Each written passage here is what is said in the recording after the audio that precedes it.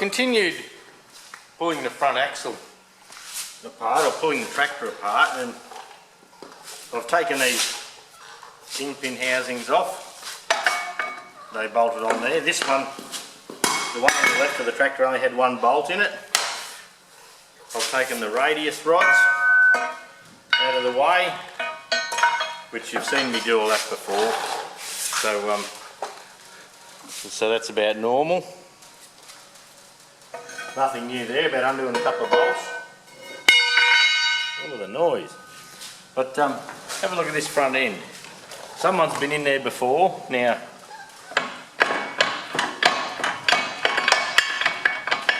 so it's a little bit of a mess. I've got my safety thongs on. I've got the tractor jacked up at the back with a safety stand in.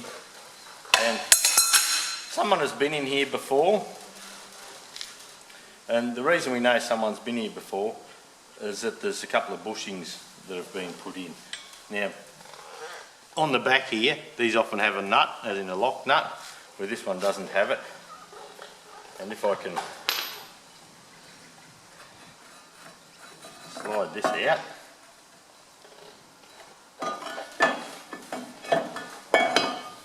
I'm working towards showing you all the timing gear here. So it's had a couple of bushes welded into the centre here some time ago by the look of that.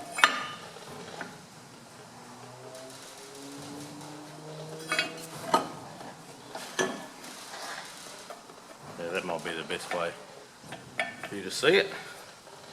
If I come through the back here,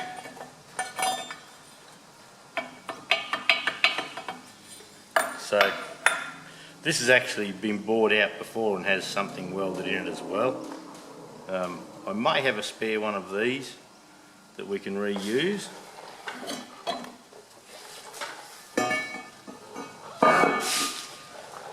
Now, in here, you can see where there's been a bush about 1/8 of an inch thick put in there.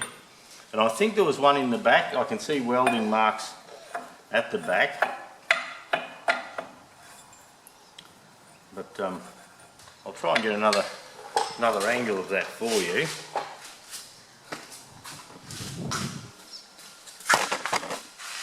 We'll see.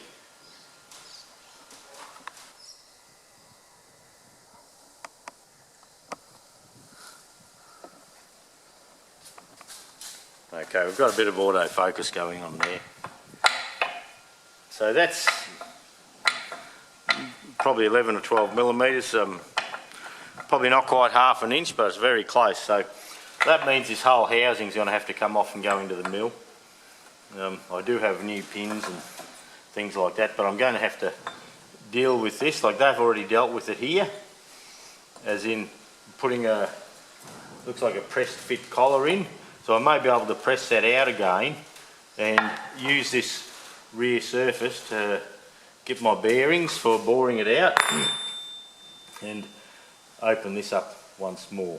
I'll have to see if this is round. You can see where the weld dags are on the back here, but when we put our we'll do something similar, but when we put ours in, know what I mean, we might come in with a bolt each side and like put a grub screw in, put a thread there and bring a grub screw in, so it can't come out, like it just has to stay there.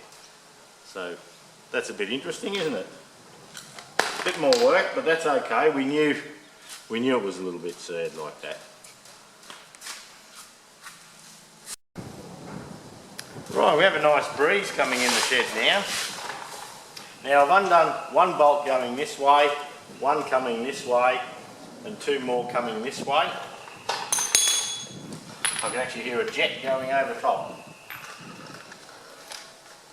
It's not my jet. I have tractors, can't afford a jet.